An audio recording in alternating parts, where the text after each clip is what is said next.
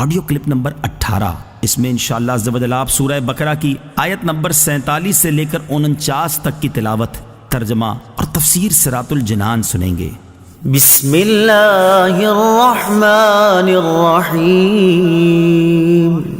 ترجمہ: اللہ کے نام سے شروع جو نہایت مہربان رحمت والا ہے۔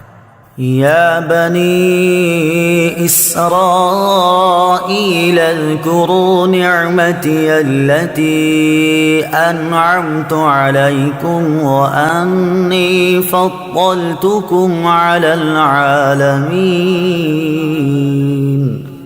ترجمہ: اے یعقوب کی اولاد، یاد کرو میرا وہ احسان جو میں نے تم پر کیا، اور یہ کہ میں نے تمہیں اس سارے زمانے پر فضیلت عطا فرمائی۔ یا بنی اسرائیل اذکروا نعمتی التی، اے یعقوب کی اولاد میرا احسان یاد کرو۔ تفسیر صراط الجنان میں ہے، یہاں سے ایک بار پھر بنی اسرائیل کو اللہ تعالیٰ کے احسانات یاد کرنے کا حکم دیا گیا ہے تاکہ وہ اللہ تعالیٰ کے حبیب صلی اللہ تعالیٰ علیہ وسلم کی اطاعت ترک کرنے سے ڈریں اور ان پر حجت پوری ہو جائے۔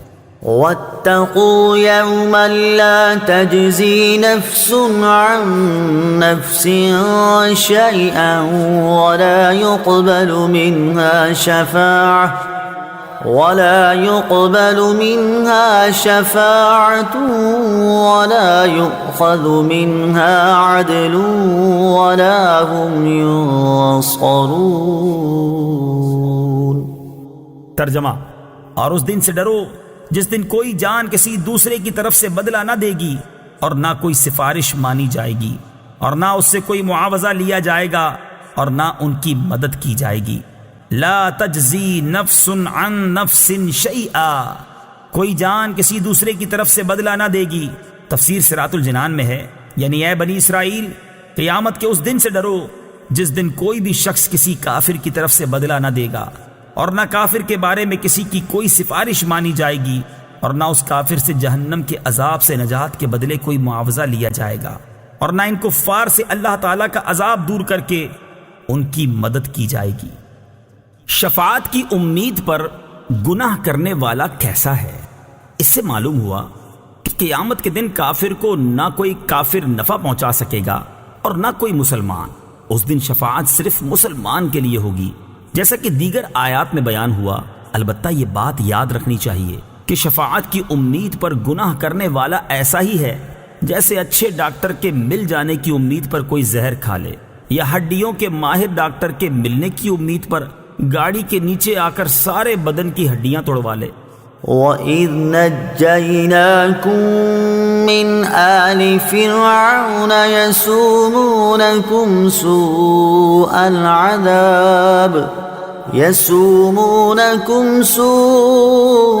الْعَذَابِ يُذَبِّحُونَ أَبْنَاءَكُمْ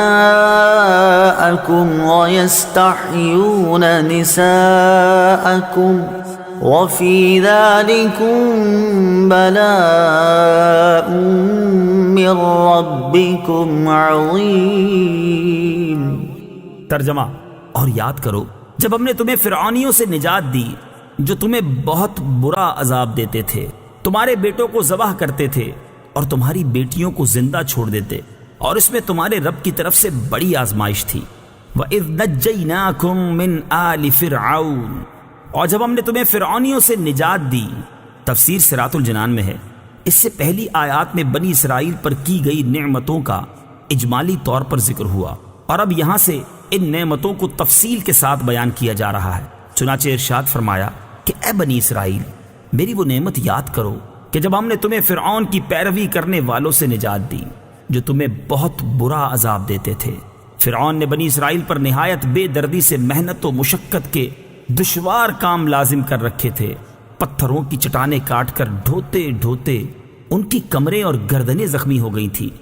غریبوں پر ٹیکس مقرر کیے ہوئے تھے جو غروب آفتاب سے قبل جبراً وصول کیے جاتے تھے، اور جو ٹیکس نہ دے پاتا اسے سخت سزائیں ملتی تھیں۔ فرعون کا مختصر تعارف: جس طرح فارس کے بادشاہ کا لقب کسرا، روم کے بادشاہ کا قیصر اور حبشہ کے بادشاہ کا لقب نجاشی تھا، اسی طرح قبطی اور عمالقہ قوم سے تعلق رکھنے والے مصر کے بادشاہوں کا لقب فرعون ہوتا تھا۔ حضرت موسیٰ علیہ الصلوۃ والسلام کے زمانے کے فرعون کا نام ولید بن مصعب بن ریان تھا، اور اس آیت میں اسی کا ذکر ہے۔ اس کی عمر 400 سال سے زیادہ ہوئی۔ نیز اس آیت میں آل فرعون سے اس کے پیروکار مراد ہیں۔ یذبحون ابناءکم، وہ تمہارے بیٹوں کو ذبح کرتے تھے۔ تفسیر صراط الجنان میں ہے، فرعون نے خواب دیکھا کہ بیت المقدس کی طرف سے ایک آگ آئی اور اس نے مصر کو گھیر کر تمام قبطیوں کو جلا ڈالا، جبکہ بنی اسرائیل کو کوئی نقصان نہیں ہوا۔ اس خواب سے اسے بڑی وحشت ہوئی۔ کاہنوں نے تعبیر دی کہ بنی اسرائیل میں ایک لڑکا پیدا ہوگا جو تیری ہلاکت اور تیری سلطنت کی تباہی کا سبب بنے گا۔ یہ سن کر فرعون نے حکم دیا کہ بنی اسرائیل میں جو لڑکا پیدا ہو اسے قتل کر دیا جائے۔ یوں ہزاروں کی تعداد میں بچے قتل کیے گئے۔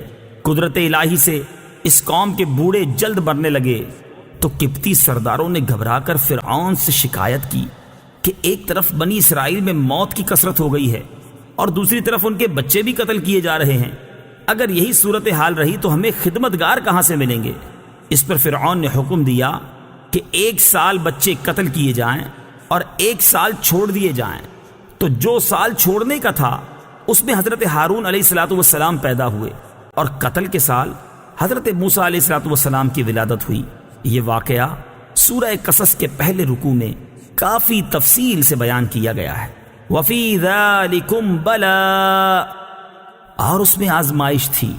تفسیر صراط الجنان میں ہے، بلا امتحان و آزمائش کو کہتے ہیں، اور آزمائش نعمت سے بھی ہوتی ہے اور شدت و محنت سے بھی۔